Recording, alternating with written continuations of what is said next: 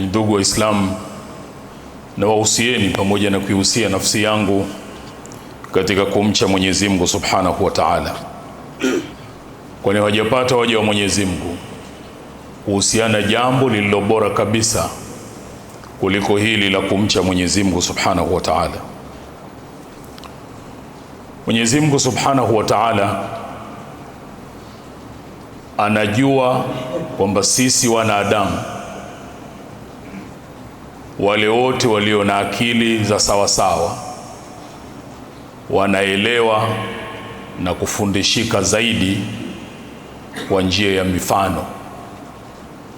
Na kwa hivyo yeye ndani ya Qur'ani ametupigia mifano mbalimbali ili tuweze kuelewa yale anayoyataka tuyafanye na yale asiyoyataka tuyakimbie.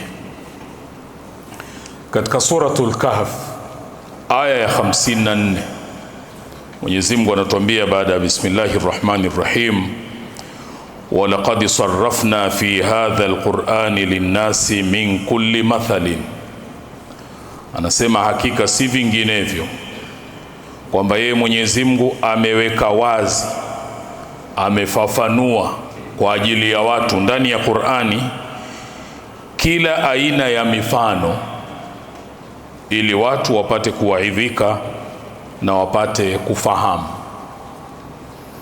Katika suratul Ankabut aya ya 43 Mwenyezi Mungu anatuambia baada ya bismillahir rahmanir rahim, wa tilkal amthalu nadribuha linnasi, na hiyo ni mifano tunaipiga kwa watu, wama yaqiluha illa alalimun, na hakuna wanaoielewa na kuifahamu vizuri mifano hiyo isipokuwa wale wenye elimu, isipokuwa wale wenye maarifa ya sawasawa. Katika suratul Hajj aya ya 73 Mwenyezi Mungu anatuambia kwa kututaka tusikilize kwa makini juu ya mfano anaoupiga.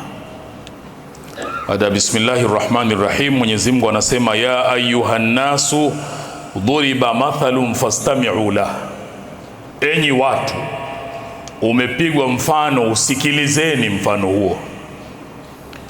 Kisha akasema, innal ladhina tad'una min dunillah, vile mnavyoviomba na kuviabudu ambavyo si Mwenyezi Mungu, lan yakhluqu dhubaban walau ijtama'u la, hao hawatoweza kuumba hata nzi, hata wakikusanyika, yale masanamu yote yakikusanyika yanayoabudiwa hayawezi kuumba nzi. Wa in yaslubuhumu dhubabu shay'an, na nzi akiwanyang'anya chochote masanamu yale, la yastanqidhuhu minhu, hawawezi wenyewe wakamnyang'anya nzi kile alichowanyang'anya. Dha'ufa at-talibu wal matlubu, wote wawili ni wadhaifu na ni wanyonge kabisa.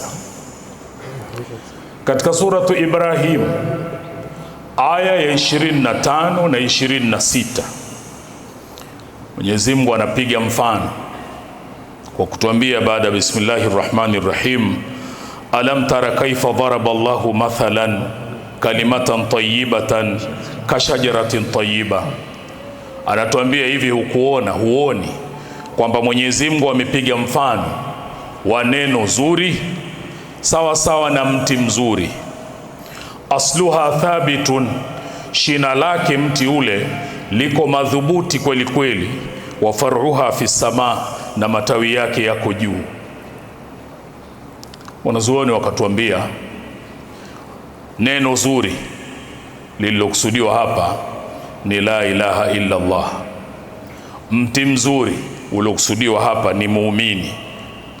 Mwenyezi Mungu anasema, tuti ukulaha kulla hinin biidhni rabbiha, mti ule unatoa matunda yake kila wakati kwa idhni ya Mola wake. Kisha anasema, wa yadhribu Allahu al-amthala linnasi, na Mwenyezi Mungu anapiga mifano kwa watu, la'allahum yatadhakkarun, ili wapate kuwaidhika. Aya 26 akasema, wa mathalu kalimatin khabitha, na mfano wa neno baya, neno la kumkanusha Mwenyezi Mungu, neno la maasi, kashajaratin khabitha, ni kama mfano wa mti mbaya, ijtuthat min fawqi al-ardi, mizizi yake imetupwa juu ya ardhi, ma laha min qarar, hauna msingi imara madhubuti mti huo. Mwenyezi Mungu anatufundisha kwa njia ya mifano na anatupigia mifano ili tuweze kuaidhika, kuelimika vizuri, kuelewa anayoyataka tuyafate na kuelewa asiyoyataka tuyakimbie. Mwenyezi Mungu atujalie tuwe miongoni mwa waja wake walio wema, wanaosikiliza maneno na wakafuata yaliyokuwa mazuri. Wallahu subhanahu wa ta'ala yaqul فإذا قرأت القرآن فاستعذ بالله من الشيطان الرجيم. أعوذ بالله من الشيطان الرجيم. بسم الله الرحمن الرحيم. وتلك الأمثال نضربها للناس وما يعقلها إلا العالمون. صدق الله العظيم. بارك الله لي ولكم بالقرآن العظيم ونفعني وإياكم بالآيات والذكر الحكيم. أقول قولي هذا استغفر الله العظيم لي ولكم فاستغفروه إنه هو الغفور الرحيم وهو البر الكريم.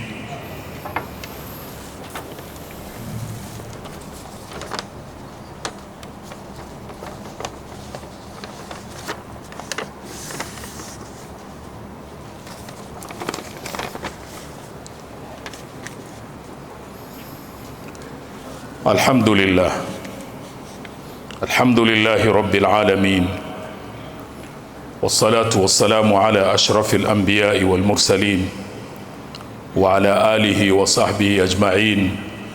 أما بعد، أوصيكم ونفسي بتقوى الله تعالى. Ndugu Waislamu, na wahusieni pamoja na kuihusia nafsi yangu katika kumcha Mwenyezi Mungu Subhanahu wa Ta'ala, kwani hawajapata waja wa Mwenyezi Mungu kuhusiana jambo lililo bora kabisa kuliko hili la kumcha Mwenyezi Mungu Subhanahu wa Ta'ala. Bwana Mtume sallallahu alayhi wasallam, kwa kufuata muongozo na mwenendo aliotuwekea Mwenyezi Mungu ndani ya Qur'ani kutufundisha kwa mifano, na yeye vile vile amefundisha kwa mifano. Moja ya mfano aliyofundisha ni yale maneno aliyoyasema kutuambia sisi, almu'minu mir'atul mu'mini, muumini ni kioo cha muumini mwenziwe. Idha raa fihi aiban, akiona kuna dosari yoyote, aslahahu, anatengeneza, anarekebisha. Wanazuoni wakatuambia mfano huu tukiuelewa vizuri kabisa, kama Mwenyezi Mungu alivyosema kuhusu mifano, wama yaqiluha illa alalimun, utafanya maisha yetu yatakuwa mazuri sana. Wakasema umepigwa mfano wa kioo kwa maana hasa ya kazi ya kioo, kwamba kioo humpa nasaha mwenye kioo bila ya kupiga kelele, bila ya sauti, kwa nafsi ya mwenye kioo kusimama mbele ya kioo. Kwa sababu moja ya jambo ambalo Mwenyezi Mungu ametuwekea, huwezi kuona sura yako wewe mwenyewe, unahitaji mtu mwingine au unahitaji kioo ndio uweze kuona sura yako. Dosari zilizomo kwenye sura yako utaziona kupitia kioo. Kwa hivyo kioo kinakupa nasaha bila ya kelele, bila ya sauti. Ndiyo muumini anavyotakiwa awe kwa muumini mwenziwe. Akiona mapungufu yoyote, arekebishe bila ya kelele, bila ya sauti, atafute namna nzuri ya kurekebisha. Kioo turika mafika biduni ziyadatin au nuksanin, kinakuonyesha hali ulionayo, uhalisia wake, bila kuongeza wala kupunguza. Na ndivyo muumini anavyotakiwa awe kwa mwenziwe. Asimpe sifa asizokuwa nazo na anajua hana, atakuwa hakufata mfano wa kioo, na asipunguze kwenye yale ambayo anatakiwa ni sahihi, amwambie alionayo. Kioo kinakuonyesha dosari zilizopo kwako wazi wazi, kisha kinanyamaza, hakipigi kelele.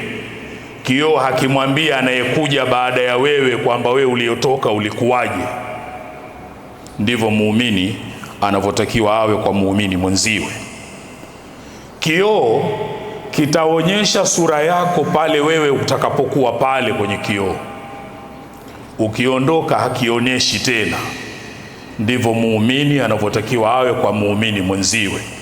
Pale anapokuwa naye kama kioo, amuonyeshe zile dosari zilizomo kwenye uso wake, lakini akiondoka iwe kile kioo hakibakishi tena dosari zile kwa ajili ya mwingine anayekuja. Imam Malik anaelezea juu ya mji wa Madina, anasema adraktu bihadhihi albalda, mimi nimekuta kwenye mji huu aqwaman, kuna watu laisa lahum uyubun, hawakuwa na dosari yoyote, hawakuwa na aibu zozote. Faabu nasa, wakaanza tabia ya kutaja aibu za watu wengine. Fasarat lahum uyubun, tahamaki na wao wakawa na aibu. Wa adraktu bihadhihi albaldati aqwaman, na mimi nimekuta kwenye mji huu kuna watu wana aibu, wanayo mapungufu. Fasakatu an uyubi nasi, wakakaa kimya, hawataji mapungufu ya wengine. Maana yake wamekuwa kama kioo, vile alivyoelekeza Bwana Mtume sallallahu alaihi wasallam. Kwa kufanya hivyo, fanusiyat uyubuhum, na madosari yao na mapungufu yao yakasahaulika. Almu'minu, muumini, mir'atul almu'mini, ni kioo cha muumini mwenziwe. Tufate, tuige, tujifunze na mfano huu anaopiga Bwana Mtume sallallahu alaihi wasallam, na tuwe kama kioo kwa namna ilivyokusudiwa. Maisha yetu yatakuwa mazuri sana, na tutaishi kwa namna nzuri anaoipenda Mwenyezi Mungu na kuiridhia. Kisha kwa mafundisho mazuri haya aliyotuletea Bwana Mtume sallallahu alaihi wasallam, Mwenyezi Mungu akatuamrisha jambo alilolianza yeye mwenyewe, kisha akalifuatisha kwa malaika, na akamalizia kwetu sisi kwa kutuambia inna Allaha wa malaikatahu yusalluna ala nabi ya ayyuhalladhina amanu sallu alayhi wa sallimu taslima. اللهم صل وسلم على سيدنا محمد وعلى آله وصحبه أجمعين، خصوصا منهم أمير المؤمنين سيدنا أبي بكر الصديق، أمير المؤمنين سيدنا عمر بن الخطاب، أمير المؤمنين سيدنا عثمان بن عفان، أمير المؤمنين سيدنا علي بن أبي طالب، بقية العشر بشرين بالجنة وعن أزواج نبيك وعمي وسبطيه ذوي الإخلاص والصفا. ربنا تقبل منا إنك أنت السميع العليم، وتب علينا إنك أنت التواب الرحيم، واغفر للمؤمنين والمؤمنات والمسلمين والمسلمات الأحياء منهم والأموات برحمتك يا أرحم الراحمين. عباد الله، إن الله يأمر بالعدل والإحسان وإيتاء ذي القربى وينهى عن الفحشاء والمنكر والبغي يعظكم لعلكم تذكرون. فاذكروا الله العظيم يذكركم، واشكروه على نعمه يزدكم، ولذكر الله أكبر، الله يعلم ما تصنعون. أقم الصلاة.